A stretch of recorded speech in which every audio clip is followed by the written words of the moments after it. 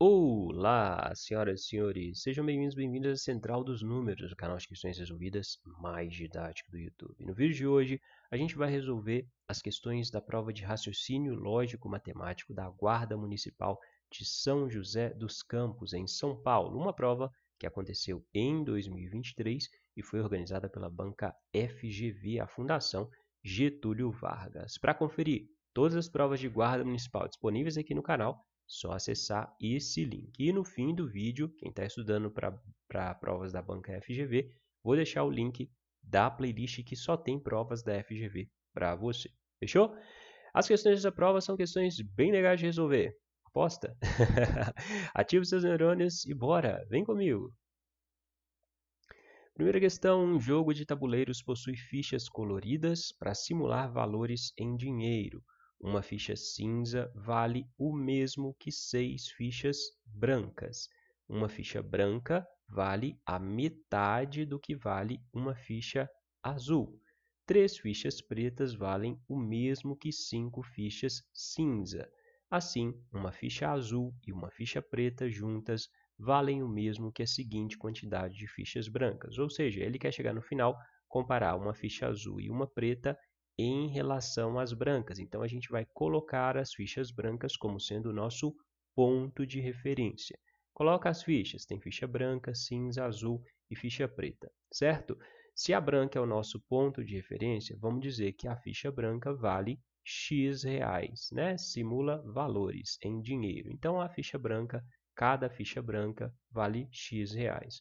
O problema diz que uma ficha cinza vale 6 fichas brancas. Então, a ficha cinza vale 6 vezes X reais, né? 6 fichas brancas. Cada ficha branca vale X, a cinza vale 6X. Depois, uma ficha branca vale a metade do que vale uma ficha azul, ou seja, a metade da azul é igual a X. A metade da azul é igual a branca. A metade da azul, a azul dividido por 2, metade, certo? Metade é só dividir por 2. Azul dividido por 2 é igual a ficha branca, que vale X, né? Não é isso que está escrito? Uma ficha branca é igual a metade da ficha azul. Para descobrir o valor de uma azul inteira, vou pegar o 2 que está dividindo e passar para o outro lado multiplicando. A azul é igual a 2 fichas brancas, é igual a 2x, certo? Depois, 3 fichas pretas valem o mesmo que 5 fichas cinza, ou seja, 3P é igual a 5C. 3P é igual a 5C. Só que C vale 6x, então já coloquei aqui 6x. 3P é igual a 5 vezes a ficha cinza, que vale 6x. Quanto que vale uma ficha preta? Basta pegar o 3, está multiplicando, passa para cá dividindo. A ficha preta é igual a 5 vezes 6, 30, 30x, dividido por 3. 30 dividido por 3 dá 10x. Temos os valores de cada ficha em relação à ficha branca. Agora ele quer saber uma azul e uma preta, equivale a quantos x? Soma azul 2x mais a preta 10x. 2x mais 10x dá 12x. Então, uma azul e uma preta equivalem a 12 fichas brancas. Essa é a resposta dessa questão. Entendido?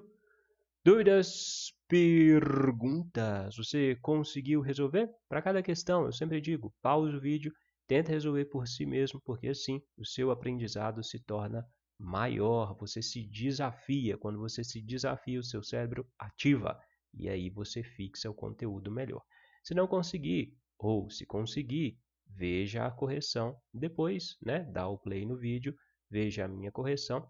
Veja o que você fez diferente, o que você fez igual, né? Porque existem mais formas do que a que eu proponho para você resolver determinadas questões. Combinado? Vamos para a próxima, questão número 17. Uma questão de distância entre pontos. Considere os pontos A, 1, 7 e B, 9, 1 fixos no plano cartesiano. Um ponto C, K1, está à mesma distância de A e de B. O valor de K é qual? Foi essa questão que trouxe essa prova aqui para o canal. Quem mandou para a gente foi o Bruno. Bruno Show. O Bruno mandou para a gente essa questão, a dúvida com essa questão. Depois ele mandou a prova toda e disse: professor, tem como resolver essa questão sem usar a distância, a fórmula da distância entre pontos, né? Ele mandou a prova para a gente para o nosso e-mail, centraldosnúmeros@gmail.com, que é também o nosso Pix, caso você queira fazer alguma contribuição. E eu falei para ele, tem, Bruno, vamos fazer. Então aqui estamos para resolver a questão para você, Bruno, e para todo o Brasil. Se você quiser usar a distância entre pontos, você vai colocar aqui a distância de A a C é igual à distância de B a C. Como que você calcula a distância entre dois pontos? Fórmula da distância entre dois pontos é igual à raiz do x do segundo ponto menos o x do primeiro ponto elevado ao quadrado, mais o y do segundo ponto menos o y do primeiro ponto. Então, você vai colocar aqui ponto A, ponto C, certo? Ponto A e C é igual a ponto B e C. Né? Então, você vai usar o valor do x e do y do ponto A e o x e o y do ponto C, depois o x e o y do ponto B, depois o x e o y do ponto C. Certo? Eu falei com o Bruno que dá para a gente resolver essa questão usando o plano cartesiano. Vamos resolver? Então, coloca lá os eixos x e y. Coloca nos eixos os valores de x e de y que o problema te deu. Então, quais são os valores de x? 1, x é sempre o primeiro valor, né, do ponto, que está antes da vírgula. 1, 9 e k. Então, 1, 9 e k. Coloquei o k entre o 1 e o 9, porque o valor de k é uma das alternativas de resposta, e todas as alternativas de resposta estão entre 1 e 9. Então, coloquei aqui o k entre o 1 e o 9, certo? E os valores de y? 7, 1 e 1. Então, 1 e 7. Agora, marca os pontos A, B e C nesse plano cartesiano. O ponto A tem o x igual a 1, o y igual a 7. Então, x igual a 1, y igual a 7. Está aqui o ponto A. O ponto B, x igual a 1, x igual a 9, y igual a 1. X igual a 9, y igual a 1. Está aqui o ponto B. Se a gente traçar uma reta aqui, ó, entre o A e o B, a gente teria um triângulo retângulo, né? Nesse triângulo retângulo, quanto valeria aqui, ó, a distância do 1 ao 9? Basta subtrair 9 menos 1. 9 menos 1 dá 8, certo? 8. Então, esse segmento aqui é 9 menos 1. 9 menos 1, 8. Esse segmento aqui, que seria o outro cateto desse triângulo retângulo, 7 menos 1. 7 menos 1 dá 6. Beleza? Vamos voltar aqui para o nosso ponto. Ponto C. O ponto C tem o x igual a k e o y igual a 1. Então, o x vai estar aqui, k, e o y igual a 1. Vai ser esse ponto aqui, o ponto C, certo? Então, x igual a k, y igual a 1. E aqui eu tracei uma reta entre o ponto A e o ponto C. Por quê? O problema diz que a distância entre A e C é igual à distância entre B e C. Ó. O ponto C está à mesma distância de A e B. Então, essa distância aqui, AC, que eu vou chamar de x, é igual a essa distância aqui, que eu também vou chamar de x. Certo? Entendeu? Conseguiu visualizar? Só coloquei os pontos, tracei uma reta a mais, além dos pontos, a reta AC, e dei nome aos bois. Dei nome à distância entre o ponto AC e a distância entre o ponto B e C. Eu sei que tudo daqui até aqui vale 8, né? 9 menos 1 dá 8. E esse pedacinho aqui, BC, vale x. Quanto vale esse pedacinho aqui, ó? Esse pedacinho vale tudo, 8, menos esse pedaço, né? 8 menos esse pedaço dá 8 menos x, certo? Concorda que a gente tem aqui um triângulo retângulo com os catetos 6 e 8 menos x e a hipotenusa x. A gente consegue calcular a hipotenusa usando o teorema de Pitágoras, que diz que o quadrado da hipotenusa, x ao quadrado, é igual à soma dos quadrados dos catetos, 6 ao quadrado mais 8 menos x ao quadrado, certo? 6 vezes 6, 36. 8 menos x ao quadrado é o quadrado do primeiro, 8 vezes 8, 64, menos 2 vezes o primeiro vezes o segundo, 2 vezes 8, 16 vezes x, mais o quadrado do segundo. Né? Um produto notável, o quadrado da diferença entre dois termos. Aí você, agora é só resolver continha. Esse mais x ao quadrado passa para cá como menos x ao quadrado, então vou eliminar x ao quadrado menos x ao quadrado dá zero. Vai sobrar 36 mais 64 menos 16x. Menos 16x pode passar para cá como mais 16x. 16x vai ser 36 mais 64, 100. Né? 16x é igual a 100. X vai ser 100 dividido por 16. 100 dividido por 16 dá 6,25. Então, eu sei que a distância entre o ponto A e o ponto C e a distância entre o ponto B e o ponto C vale 6,25. Se eu sei essa distância, eu consigo calcular o ponto K. O ponto K vai ser 9 menos 6,25. Se eu pegar o 9 e tirar 6,25, vou chegar aqui no K, né? Então, vou descobrir o valor de K. 9 menos 6,25 dá 2,75. 2,75 é a resposta dessa questão. Entendido? Dúvidas? Perguntas? Então, na hora da prova, se você não lembrasse da fórmula, né, da distância entre dois pontos, podia resolver a questão assim, usando o plano cartesiano, os eixos x e y. Qual forma você acha mais fácil de resolver? Prefere assim ou prefere usando a fórmula? Lembre, sempre escolha aquela forma que for a mais fácil no seu ponto de vista, mais fácil para você. Combinado? Vamos para a próxima, questão número 18. É a questão da inscrição. Já está inscrito aqui no canal? Se inscreva já! Pretendes criar uma senha de 4 dígitos distintos a serem escolhidos entre os 10 algarismos existentes na base decimal. Então, do 0 até o 9 tem 10 algarismos, né? 10 números. O número dessas senhas que possuem apenas um dígito par é igual a quanto? Quantos números pares a gente tem de 0 a 9? Né? De 0 a 9, a gente tem 5 números pares, 5 números ímpares. Se a senha tem que ter 4 dígitos e tem que ter um dígito par, 3 dígitos vão ser dígitos ímpares, certo? Então, primeira coisa, calcula quantas senhas você constrói usando 3 dígitos ímpares dentre os 5 possíveis. Quais são os 5 possíveis? 1, 3, 5, 7 e 9, certo? Como que você calcula? Senha, a ordem importa. Então, você vai usar o arranjo desses 5 números ímpares de 3 em 3. Né? Arranjo dos 5 ímpares de 3 em 3. Arranjo 5 fatorial dividido por 5 menos 3 fatorial. Arranjo de n elementos organizados de p em p é n fatorial dividido por n menos p fatorial. Fatorial de 5 é 5 vezes 4 vezes 3 vezes, parei aqui no 2 fatorial. Por que eu parei no 2 fatorial? Porque embaixo eu tenho 5 menos 3 fatorial, o que dá 2 fatorial. Então, eu posso simplificar esse 2 fatorial com esse 2 fatorial, certo?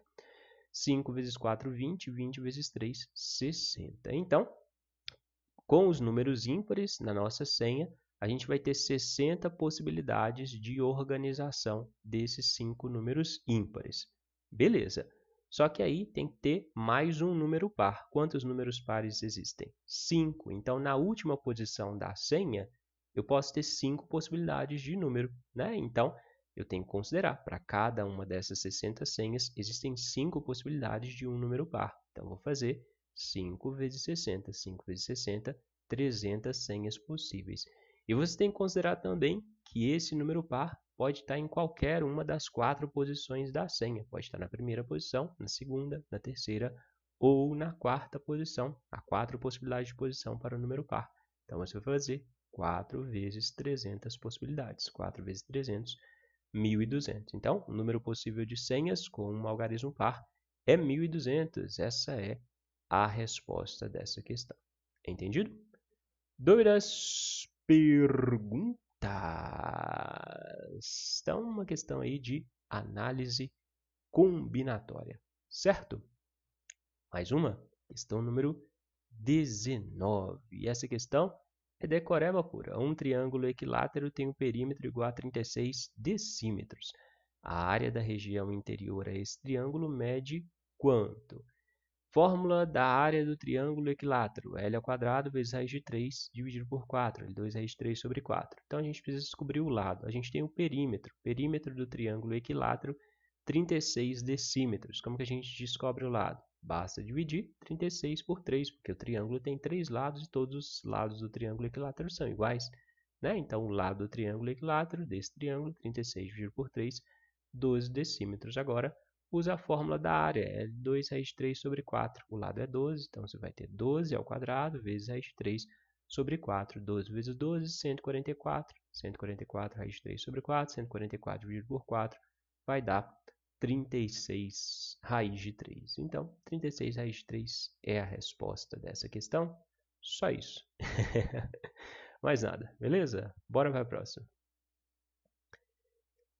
Questão do like. Deixa o like no vídeo. Você lembrava a fórmula do triângulo equilátero? Se não lembrava, lembrou agora, né? Então, vale um like, não vale? Clica aí. Clicou? Tem certeza que clicou?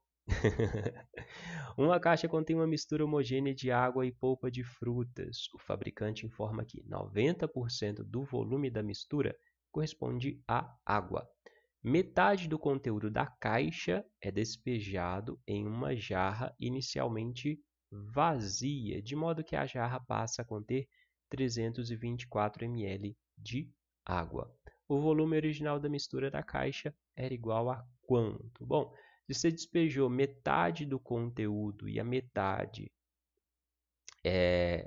do conteúdo e foi a metade de água, 324 ml corresponde à metade de água que tem no volume total, né? Então, o volume de água que tem nessa mistura é 324 mais 324, que dá 648 ml de água. Concorda? Você pegou a metade da mistura. Essa metade tinha 324 ml de água, certo? Quanto que tinha na mistura toda? Tinha essa metade mais a outra metade, 324 mais 324. Se a metade são partes iguais, né?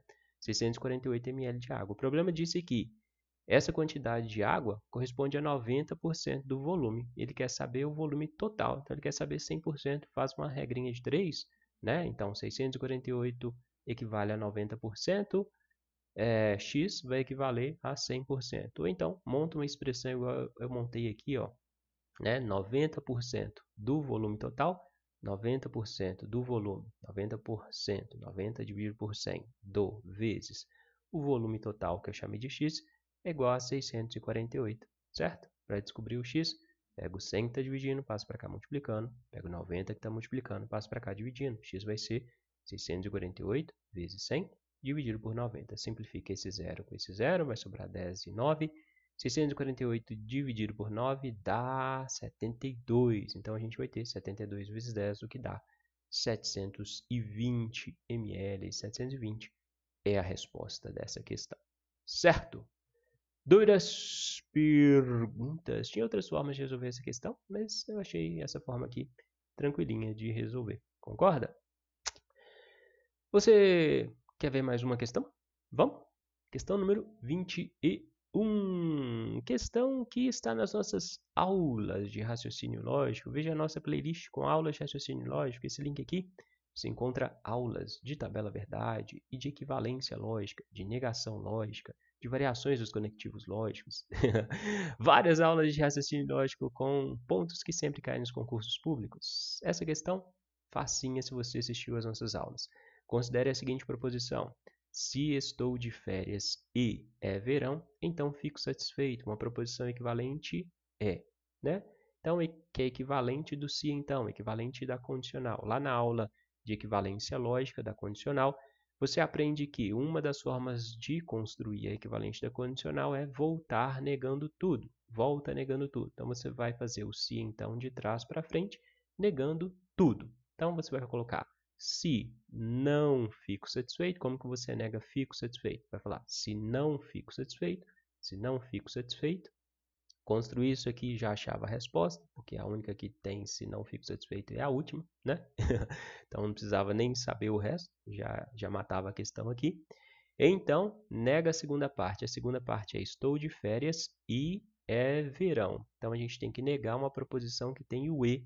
Aí lá nas aulas tem a negação do e. Para negar o e, nega tudo, troca o e por ou. Negação do e, que é a conjunção, nega tudo, troca o e por ou. Então você vai escrever, então, não estou de férias ou não é verão. Não estou de férias ou não é verão. Beleza? Essa é a resposta à questão. Letra E. Questão que você matava aí em 30 segundos. Fechou? Se soubesse, claro, né? Então assiste as aulas lá para você não perder esse tipo de questão. Vamos para a questão número 22. Questão de estatística. Considere a média, a mediana e a moda do seguinte conjunto composto por 6 valores. 4, 6, então tem o conjunto A, 4, 6, 6, 7, 9, 10. Se o menor dos valores for suprimido, a gente tirar o 4, e a média, a moda e a mediana forem recalculados com os valores remanescentes, o que vai acontecer com a média, a moda e a mediana? Então, vamos calcular a média, a moda e a mediana dessa sequência, tirar o 4 e recalcular. É bem facinho, fazia isso rapidinho.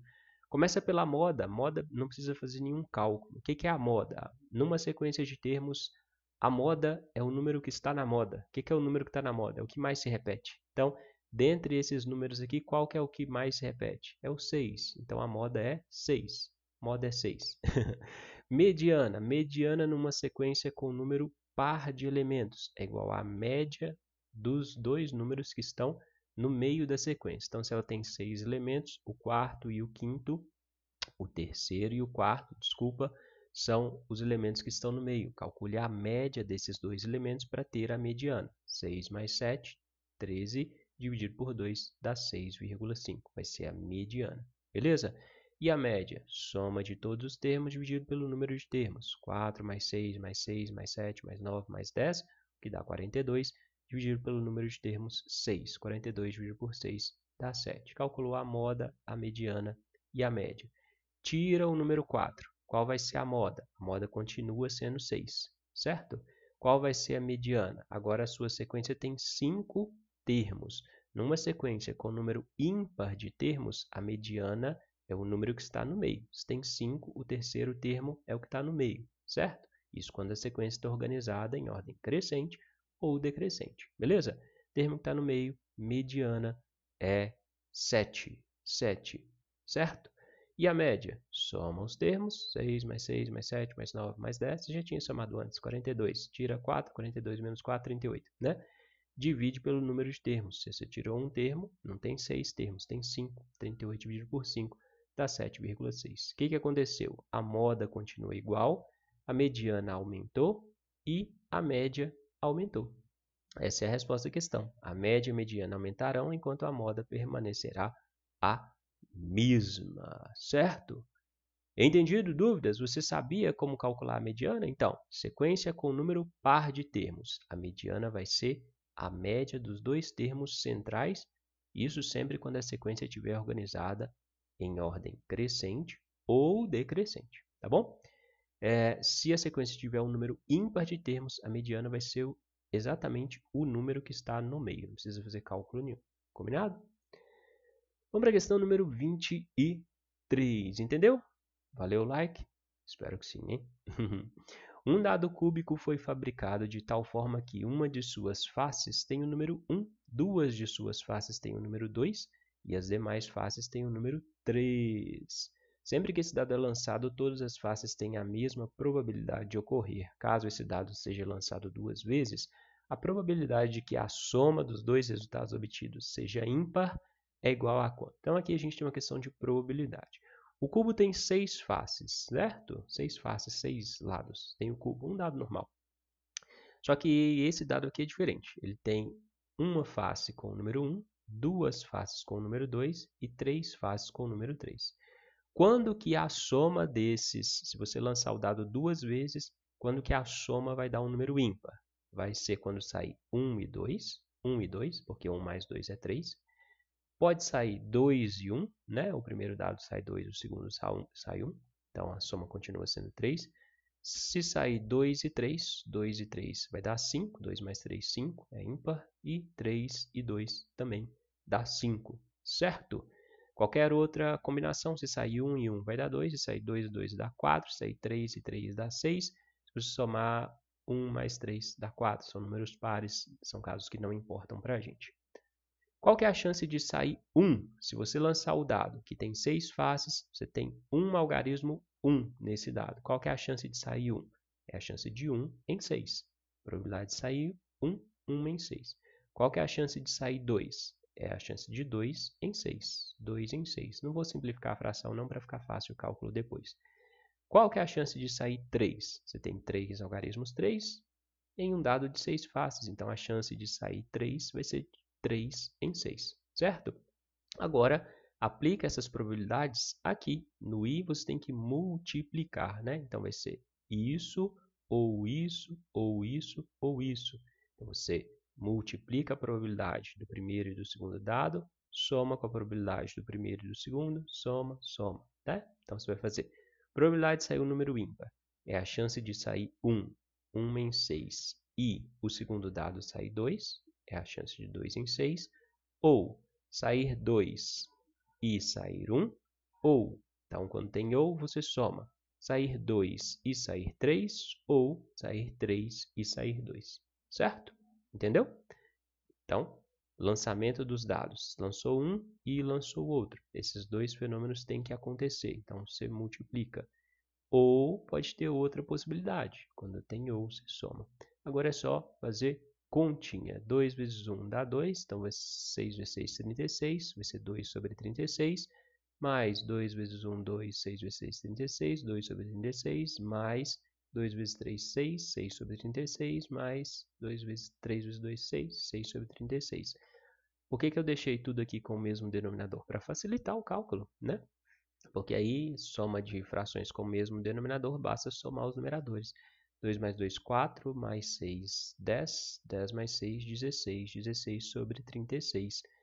Simplifica por 4, né? Os dois números podem ser divididos por 4. 16 dividido por 4 dá 4, 36 dividido por 4 dá 9. Probabilidade de ter uma soma ímpar, 4 nonos. Corre para o abraço. Essa é a resposta dessa questão.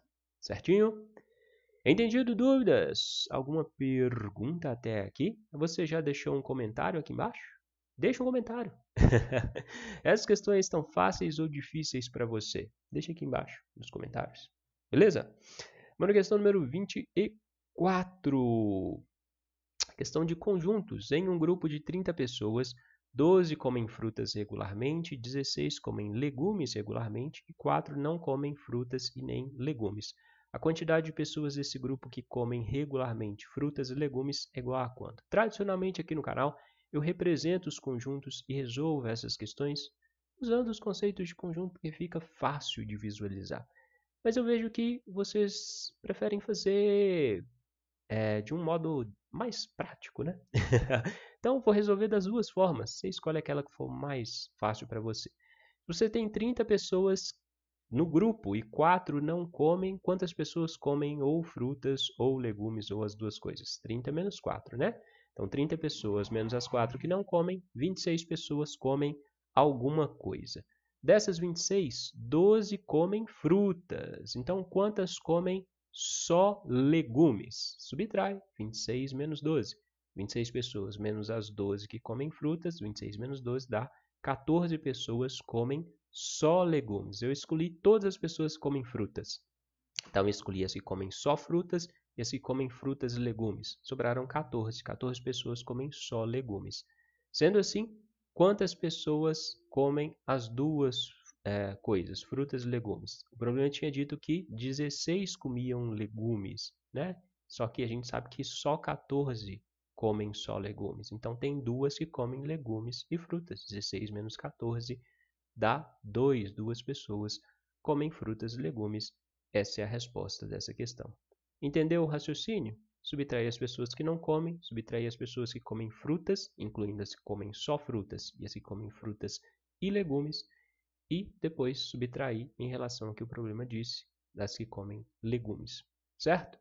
Representação em forma de conjuntos. Tem dois conjuntos. Conjunto das pessoas que comem frutas, o azul. Conjunto das pessoas que comem legumes, o vermelho. O problema é saber quantas pessoas estão aqui no meio, comem as duas coisas. Chama de X.